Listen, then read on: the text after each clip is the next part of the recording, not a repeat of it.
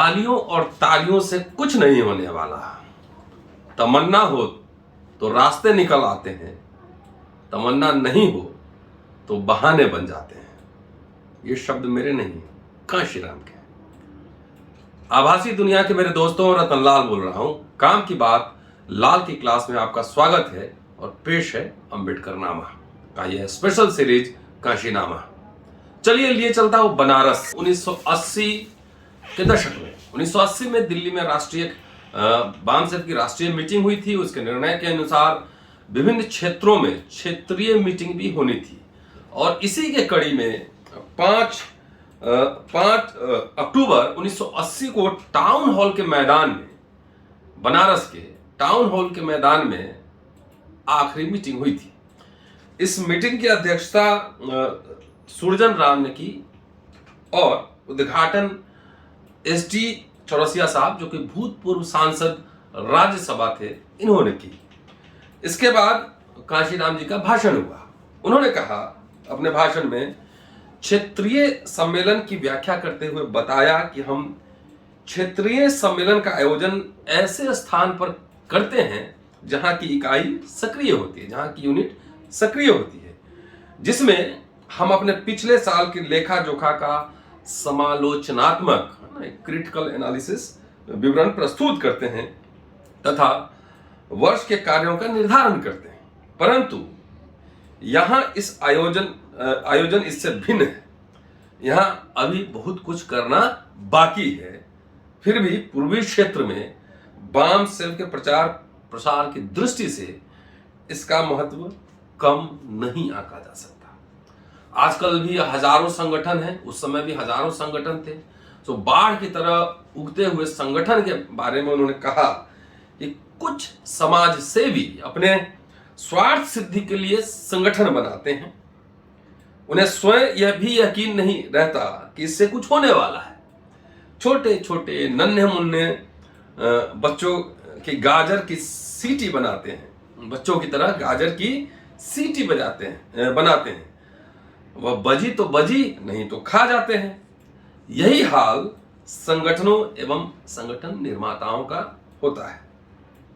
आगे उन्होंने कहा कि समाज का एक कमजोर वर्ग जो संख्या में अधिक है, इस आशा में बैठा है कि कोई उसका मार्ग निर्देशन करके शोषण से मुक्त कर देगा, परंतु घरियाली आंसू बहाने वाले लोग उसकी संवेदना को उछालकर अपना हित सिद्ध करते चले आ रहे हैं, पर उस मूक मानव का हित नहीं हो सका है। स्टेज पर दूसरों को गालियां देते रहे, तब वह गरीब कमजोर वर्ग तालियां बजाता रहा, पर अब तालियां बजाने का क्रम कम हुआ है और गालियां देने का क्रम भी कम हुआ है। इन गालियों और तालियों से कुछ नहीं होने वाला। आगे उन्होंने कहा कि बामसेफ पिछड़े वर्ग की प्रगति के लिए ठोस कार्यक्रम निर्धारण कर चुका है। यह विवेकशील कर्मचारियों को समाज के उस वर्ग के प्रति, जिस वर्ग से वह निकल कर आया है, उनके प्रति दायित्वों का निर्वहन का आह्वान करता है कि आपको समाज के प्रति भी कुछ करना है, उसका आह्वान करता है। समाज के पिछड़े वर्ग ने बहुत से असफल संघर्षों को देखा है। अब वह पुनः असफल संघर्ष देखने की स्थिति में नहीं है और उसे किसी संघर्ष के सफल होने का विश्वास भी नहीं होता। बामसेफ कोई ऐसा संघर्ष नहीं छेड़ना चाहता जो असफल हो, बल्कि वह पूरी तैयारी के बाद संघर्ष छेड़ना चाहता है जिसमें उसे सफलता मिले।